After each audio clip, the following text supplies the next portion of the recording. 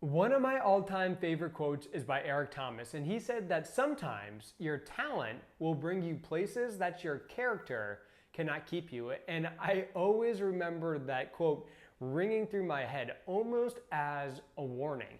And that's actually what I want to talk about today.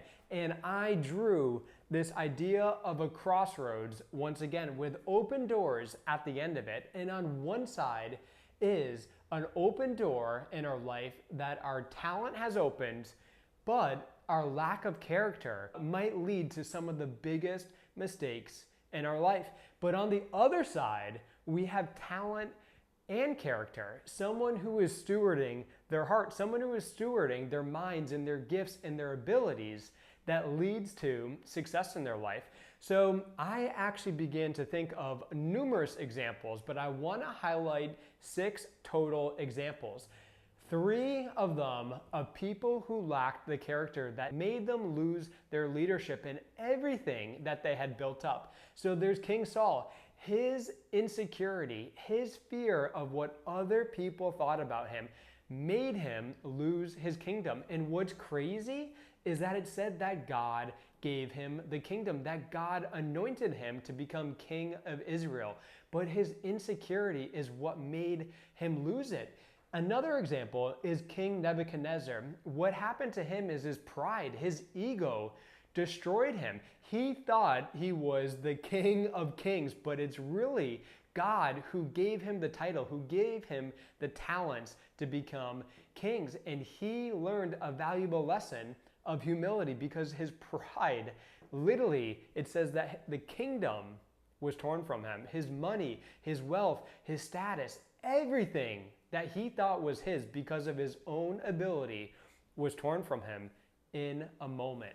Another person is Herod. He became so power hungry. He also was driven by fear of others. And what ended up happening was he ended up dead and he lost his kingdom because kind of the culture that he created led him to his own death.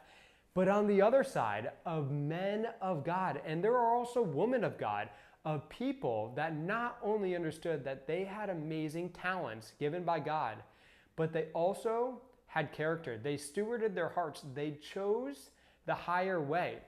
And how did they do that? King David did it by humility and obedience.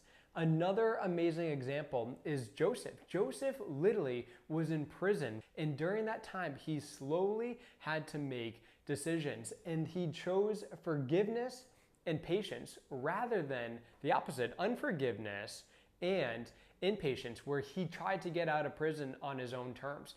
Instead, he chose the slow and long way because it was God's process, not his own. And God ended up exalting him to the second most powerful person in Egypt. The last example is Paul. It was originally, his first name was Saul, and he was considered literally one of the most respected spiritual leaders in all of Israel. And then he had an encounter with God.